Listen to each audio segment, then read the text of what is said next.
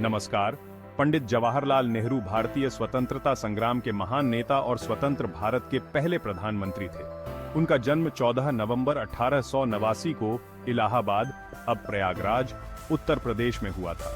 उनके पिता मोतीलाल नेहरू एक जाने माने वकील थे और माता का नाम स्वरूप रानी नेहरू जी का झुकाव बचपन से ही ज्ञान और शिक्षा की ओर था, जिसके कारण उन्होंने इंग्लैंड के कैम्ब्रिज विश्वविद्यालय से उच्च शिक्षा प्राप्त की। पंडित नेहरू का जीवन भारतीय स्वतंत्रता संग्राम से गहराई से जुड़ा हुआ था।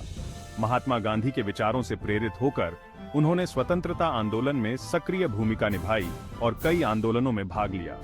उन्होंने भारतीयों के अधिकारों की रक्षा के लिए अंग्रेजों के खिलाफ आवाज उठाई, जिसके कारण उन्हें कई बार जेल भी जाना पड़ा, लेकिन उनके इरादे कभी कमजोर नहीं हुए।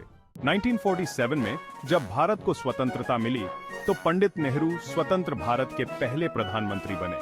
उन्होंने आधुनिक और विकसित भारत का सपना देखा और इस सपने को साकार करने के लिए उन्होंने औद्योगिकीकरण, विज्ञान और शिक्षा के क्षेत्र में कई महत्वपूर्ण कदम उठाए। उनके प्रयासों से ही आज भारत विज्ञान और प्रौद्योगिकी में निरंतर आगे बढ़ रहा है। बच्चों के प्रति उनका विशेष लगाव था और वे बच्चों को देश का भविष्य मानते थे और बच्चे उन्हें प्यार से चाचा नेहरू कहते थे।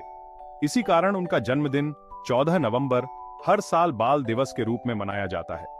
नेहरू जी का मानना था कि बच्चों का उज्जवल भविष्य ही एक मजबूत और विकसित भारत का निर्माण कर सकता है। अंत में हम कह सकते हैं कि पंडित नेहरू का योगदान हमेशा याद किया जाएगा। उनके विचार और उनके सपने आज भी हमें प्रेरणा देते हैं। आइए हम सब मिलकर उनके आदर्शों पर चलें और भारत को उनके सपनों का भारत बनाने में योगदान दें। धन्यवाद।